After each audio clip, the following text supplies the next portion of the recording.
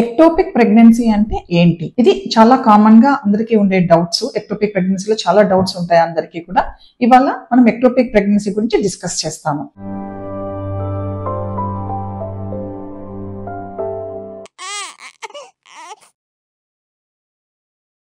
నమస్తే, నేను మీ doctor Padmalatha Yarasi, fertility consultant, director Matruthva group of IVF centres, consultant at Proddatur branch.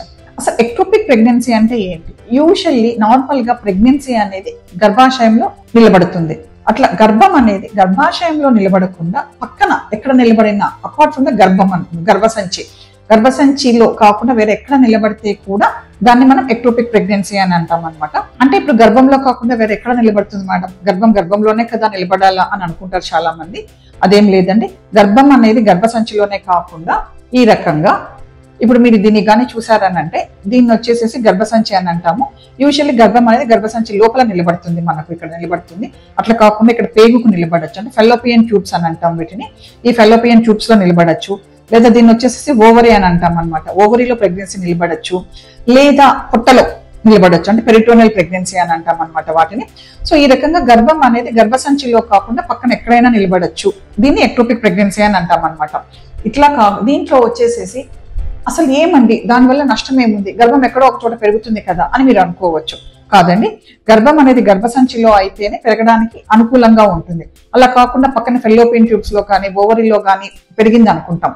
ఒక 6 వారాలు నుంచి 8 వారాల లోపల కడుపు నొప్పి అనేది స్టార్ట్ అవుతుంది మనకి. అక్కడ అంత స్పేస్ ఉండదు వాటిలో పెరగడం కోసం, గర్భం పెరగాల అని అంటే. అది పగిలిపోయి ప్రాణాపాయ పరిస్థితులు వచ్చే అవకాశం ఉందన్నమాట. కాబట్టి ఈ రకంగా ఎక్టోపిక్ ప్రెగ్నెన్సీ అని ఏదైనా మనకు అనుమానం ఉంది అని అనుకుంటే వెంటనే డాక్టర్ని మనం సంప్రదించాల్సి వస్తుంది. అలా ఎట్లా మనం తెలుసుకుంటాం ఎక్టోపిక్ ప్రెగ్నెన్సీ ఉంది, ఇది న్యాచురల్ ప్రెగ్నెన్సీ కాదు అని మనం ఎట్లా తెలుస్తుంది? మనకి ఆ సిమ్టమ్స్ ఏముంటాయని అంటే, ఫస్ట్ వచ్చేసేసి కడుపు నొప్పి వస్తుందండి. మెయిన్ గా కడుపు నొప్పి అనేది 6 నుంచి 8 వారాల లోపు ప్రెగ్నెన్సీ నిలబడిన తర్వాత ఎప్పుడైనా రావచ్చు. మీరు ఫస్ట్ కడుపు నొప్పి వచ్చింది, మీరు ప్రెగ్నెంట్ అయ్యారు, యూరిన్ ప్రెగ్నెన్సీ టెస్ట్ చేసుకున్నారు, అది పాజిటివ్ వచ్చింది, దాని తర్వాత మీకు కొద్ది రోజులు కడుపు నొప్పి వచ్చింది అని అంటే మీరు వెంటనే డాక్టర్ గారిని చూడాల్సి వస్తుంది. అది ఇంట్రా యూట్రైనా ఎక్స్ట్రా యూట్రైనా, అంటే నార్మల్ ప్రెగ్నెన్సీనా ఎక్టోపిక్ ప్రెగ్నెన్సీనా అని ట్రాన్స్వెజైనల్ స్కాన్ ద్వారా డాక్టర్ గారు చెక్ చేసి చూస్తారనమాట. అది నార్మల్ ప్రెగ్నెన్సీనా కాదా అనేసి. నార్మల్ ప్రెగ్నెన్సీ అయితే ఓకే, లేదంటే ఎక్టోపిక్ దానికి తగినట్టు ట్రీట్మెంట్ స్టార్ట్ చేస్తారు. సో మెయిన్ గా ఎక్టోపిక్ ప్రెగ్నెన్సీ అనేది 6 నుంచి 8 వారాల లోపల మనం డయాగ్నోస్ చేయొచ్చు. అది కూడా ట్రాన్స్వెజైనల్ స్కాన్ ద్వారానే మనకు తెలుస్తుందని. పొట్ట మీద చేసే స్కాన్ ఉంటుంది, ట్రాన్స్ అబ్డామినల్ స్కాన్ అని, దాని ద్వారా అయితే కొంచెం లేట్ అవుతుంది మనకు తెలియాలా అని అంటే. నెక్స్ట్ వచ్చి సిమ్టమ్స్ ఏముంటాయి ఎక్టోపిక్ ప్రెగ్నెన్సీలో? ఫస్ట్ సిమ్టమ్ వచ్చి కడుపు నొప్పి, ఇందాక చెప్పినట్టు అది మెయిన్ సిమ్టమ్. దాని తర్వాత వెజనల్ బ్లీడింగ్ అని అంటాం. కొన్నిసార్లు వెజనల్ బ్లీడింగ్ స్పాటింగ్ రూపంలో కూడా మనకు అవుతుంది అనమాట. సిమ్టమ్స్ అయిన తర్వాత దానికి ట్రీట్మెంట్ ఏంటి, ఏ రకమైన ట్రీట్మెంట్ తీసుకోవాలా మనము ఎక్టోపిక్ ప్రెగ్నెన్సీ ఉందంటే?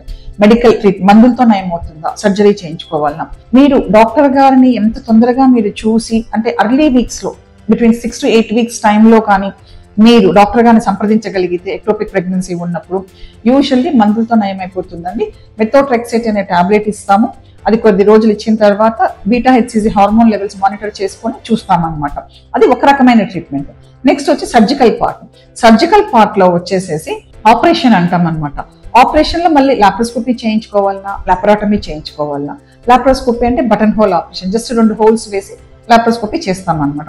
అదే లాపరాటమీ అంటే కడుపు మీద బాగా కోత పడుతుంది, ఒక 5 సెంటీమీటర్స్ వరకు కోత పెట్టి చేయాల్సి వస్తుంది. ఈ రెండిట్లో ఏ టైప్ ఆఫ్ ఆపరేషన్ మనం చేయించుకోవాలా ఆ డెసిషన్ మీరు మీ డాక్టర్ గారికి వదిలేయండి. ఎట్లా చేయించుకోవాలా, ఏం చేయాలా అని డాక్టర్ డిసైడ్ చేస్తారు. మీరు దాని గురించి ఆలోచించాల్సిన అవసరం లేదు. దాని తర్వాత ఆపరేషన్ అయిపోయింది, ఎక్టోపిక్ ప్రెగ్నెన్సీ డయాగ్నోస్ అయింది, ఆపరేషన్ అయింది. నెక్స్ట్ ఏంటి? నెక్స్ట్ మీకు ఎన్ని రోజుల తర్వాత మీరు ప్రెగ్నెన్సీ ప్లాన్ చేసుకోవాలా నెక్స్ట్ ప్రెగ్నెన్సీని? ఇప్పుడు ఎక్టోపిక్ వచ్చింది కాబట్టి ఎంత గ్యాప్ తీసుకోవాలా అనేది అందరికీ వచ్చే డౌట్ ఏనండి. మినిమం అంటే 6 months గ్యాప్ తీసుకుంటే మంచిది. ఒకసారి ఎక్టోపిక్ వచ్చిన తర్వాత 6 months గ్యాప్ తీసుకొని ప్రెగ్నెన్సీ మీరు ప్లాన్ చేసుకోవచ్చు. సరేనండి, మాకు మొదటిసారి ఎక్టోపిక్ వచ్చింది కదా, మేము మళ్ళీ ఎక్టోపిక్ ప్రెగ్నెన్సీ రాకుండా ఉండాలంటే ఎటువంటి జాగ్రత్తలు తీసుకోవాలా? ప్రత్యేకించి ఈ జాగ్రత్తలు తీసుకుంటే ఎక్టోపిక్ ప్రెగ్నెన్సీ రాదు అనేది ఏమీ లేదండి.